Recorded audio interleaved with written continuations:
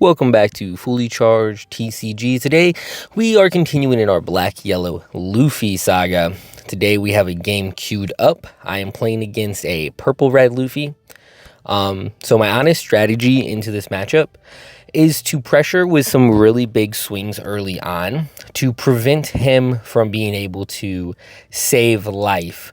Because pretty much once you get them down to 0, it's pretty easy to close them out.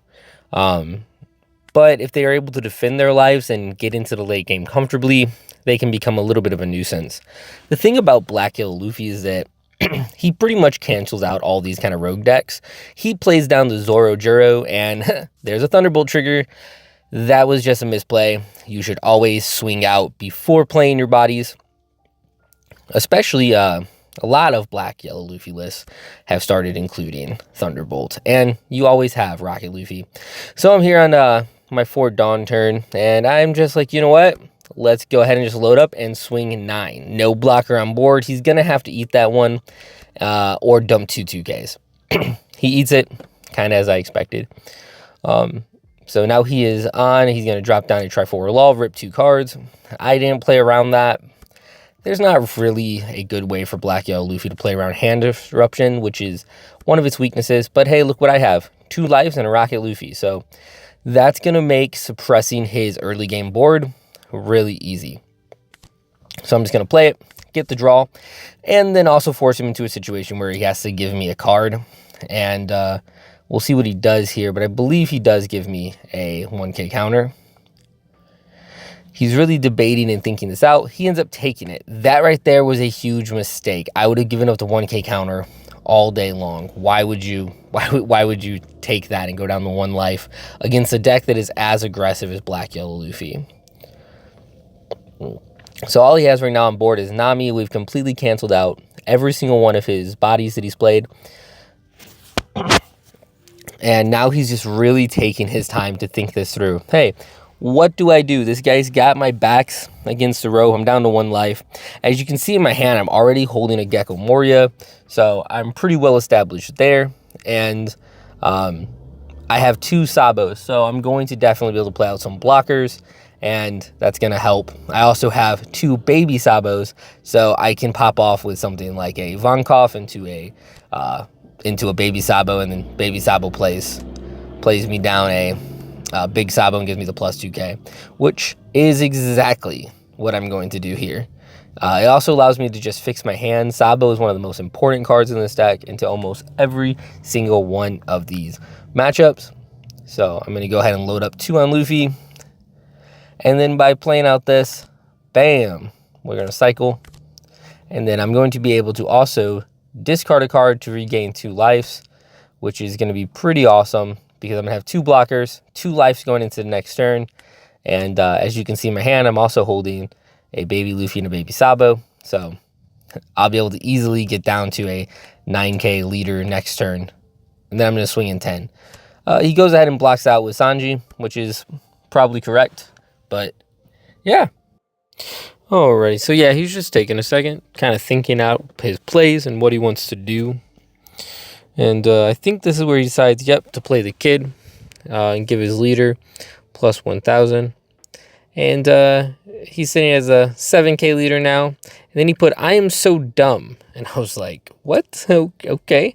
He's going to go ahead and swing. And I go ahead and give him the Ivankov because I know that I can always cycle. I can always cycle Ivankov. And I'm wanting to keep my hand as big as I can. That way I just don't fall into a situation where I don't have any combo power. So I'd rather just give him the blocker that I can recycle rather than a card out of my hand.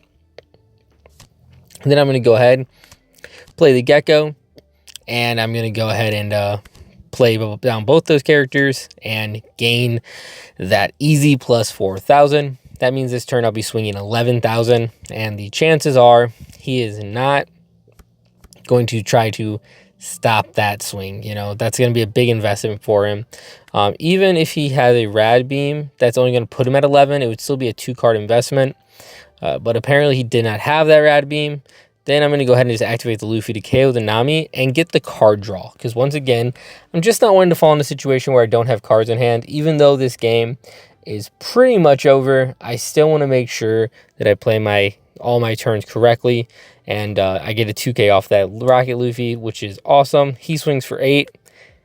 I'm like, okay, I'm a 9k leader. That does nothing for you. And at this point, he realizes, okay, the game is done because he's going to be able to swing at my face a whole bunch. So he's going to go ahead and go for the 10 cost Luffy play. I don't know if he just didn't realize that this does nothing for him because I have 2 blockers on board.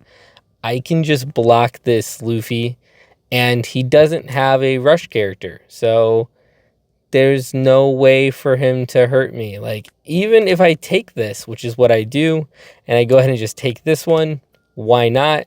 I can now swing 6, 6, 5, and 19. And he knows it's over, and he calls that a game.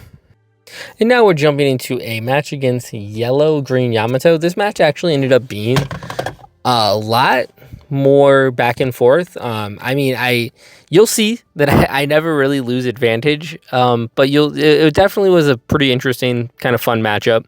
What I've kind of found when playing against Yamato, Black Yellow Luffy just does incredibly well, because as long as you get one blocker down by the time that they do their first 2 swings, you know, you can eat that, go down to 0, and then as long as you have a blocker in your hand, you're pretty much good.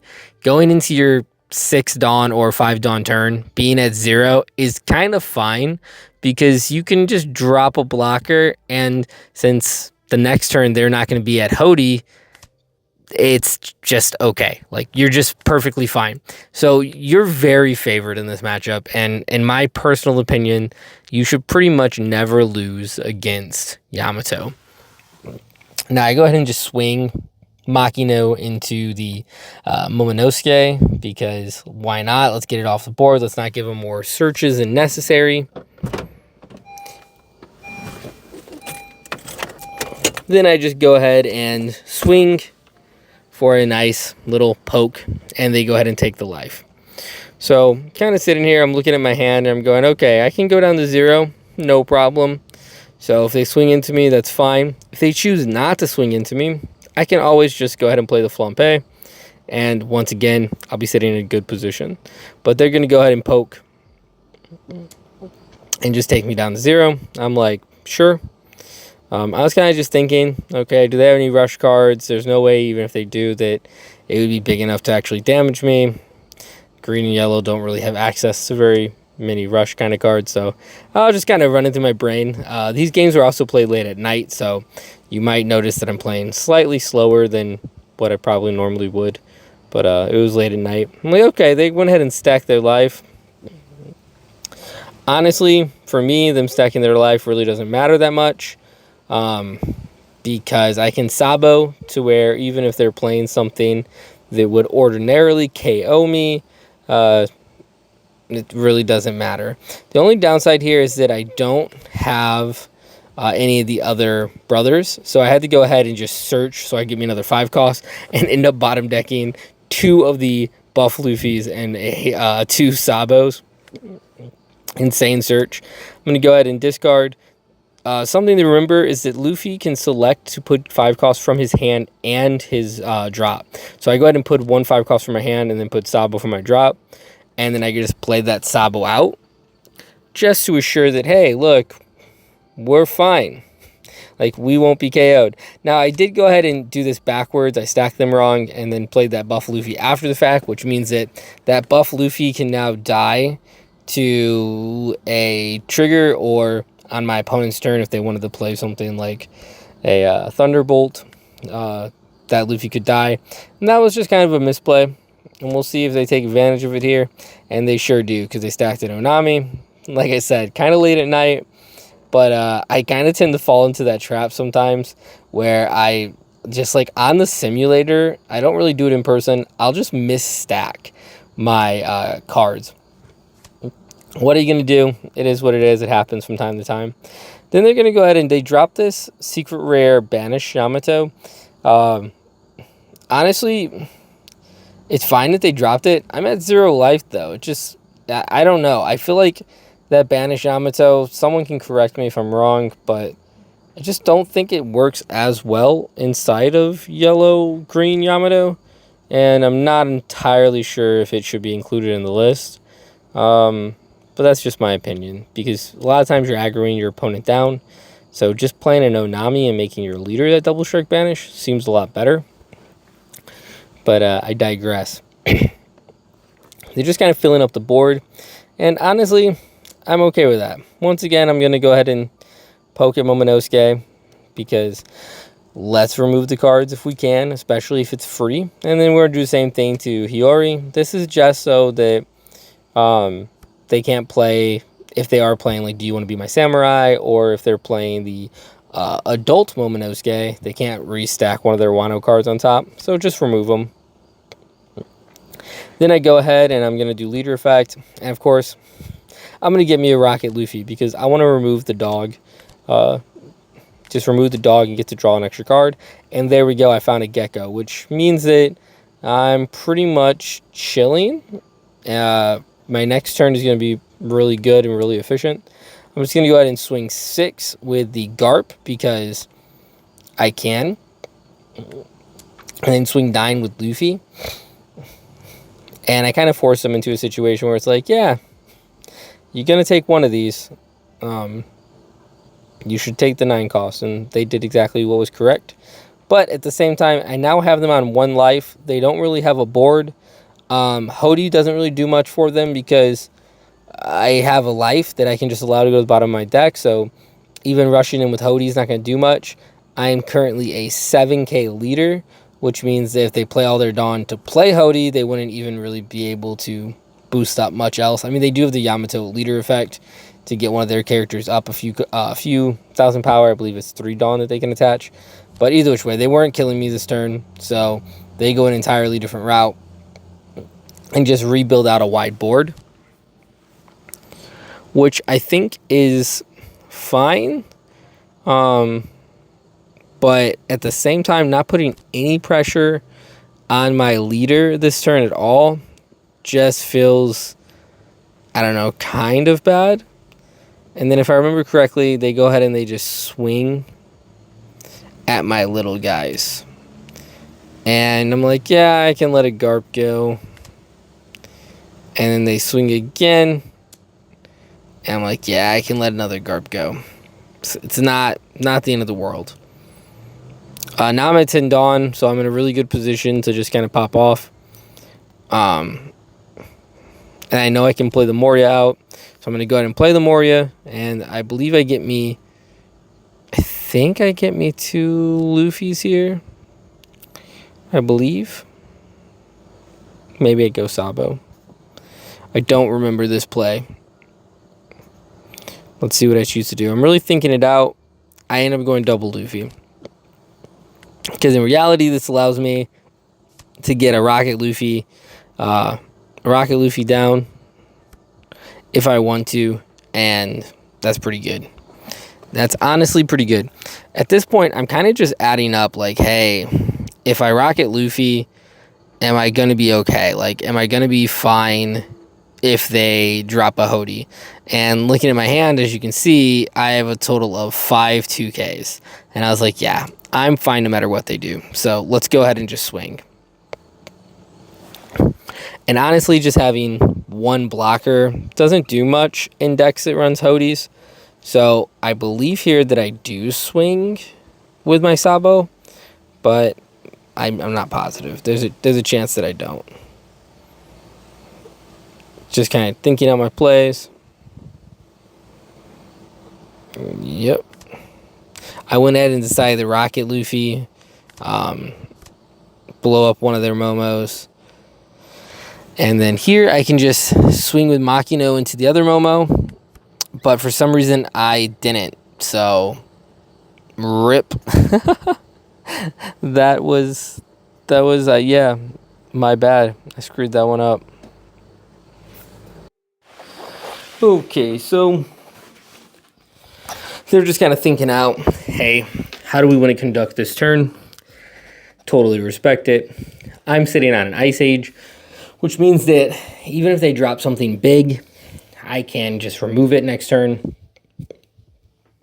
And if there's some reason they only have one blocker, I can also recycle Rocket Luffy plus Ice Age and potentially KO that blocker. Now, the only thing is I'm not holding any baby Luffys in hand, which could pose to be a problem. They also stack their life, so I'm like, okay, these are all things I have to be wary of.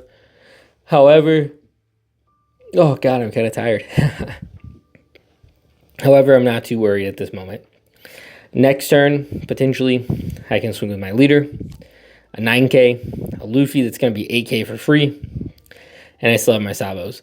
Now, they do go up for a second blocker, so I'm like, okay, they're helmeting, but are they going to put any pressure? Because I'm a 9k leader at this point. And right now, that's going to be really hard for them to get over. So I'm like, I'm just sitting here kind of wondering, hey, are they going to go ahead and pressure? And they're going to go ahead and load up a couple Dawn onto the Yamato. And 4 Dawn, now it's, if I'm not mistaken, a 9k. So just going even with my leader. If they swing this, it's an easy 1k, or I could just block with Sabo if I really wanted to, and that way I can just cycle Sabo, and I have a baby Sabo, and that might potentially get me into a baby Luffy, but then, hey, look, I got a Gecko, and that means that I get to do shenanigans. And I'm like, up to this point, I'm like, man, this has been a pretty fun game, but now with this, I'm just going to kind of run away, and there's nothing my opponent can do because my second Gecko coming down, yeah, it's pretty nasty. I pitched the Sabo, that way I can hold on to the Ice Age in case I need it. And then here comes the Gecko Moria. And I'm going to go ahead and play out Baby Luffy, Baby Sabo. This is going to give me the ability to dig deeper into my deck, get more 2Ks. My hand is nothing but 2Ks now. And then also I can Rocket Luffy to blow up the Momonosuke just to make sure they don't get extra search. Then I'm going to just go ahead and swing 8. And since I played Sabo, I'm no longer worried about what they stacked. You know, it could be something like a Beige trigger, or it could be an Onami, but now I've completely negated that Onami if it is. And that feels really good. Now this to me felt really bad. They just protected that guy and lost cards out of their hand, and it just felt really bad. And if I'm not mistaken, yeah, I swing again for 11, and I believe here, yeah, they just go straight down to 0. And it just didn't make sense to me why you would defend that character so hard and lose so many cards out of hand when you could have just blocked and called it a day. Yeah, I don't think I would have sent that many cards out, especially since my opponent has 1 blocker, no life. Having 1 extra attacker is not going to make a difference. No life, 1 blocker. I just need 2 attackers to potentially close out the game. Having the extra one, it's not going to do anything. So I would have let that go. But that's just my 2 cents on. I don't know why they say that blocker. Now here, if I remember correctly, they pretty much just give up. And they just go ahead and swing 9 a whole bunch. And I'm just sitting here going like, okay, this is an easy give up a Sabo or a 2K if I want to hold on to baby Sabo for next turn. So I give them a 2K. And this is just pretty much what they do. Here's another 9K swing. Makes no sense. I'm like, okay, I'll just give you another card. My hand is huge. Here comes another 9K swing, and then I'm just like, okay, I'll give you another 2K. Then they just pass with 0 blockers, and I was just like, y'all just, yeah, that was just you conceding, I guess. Okay.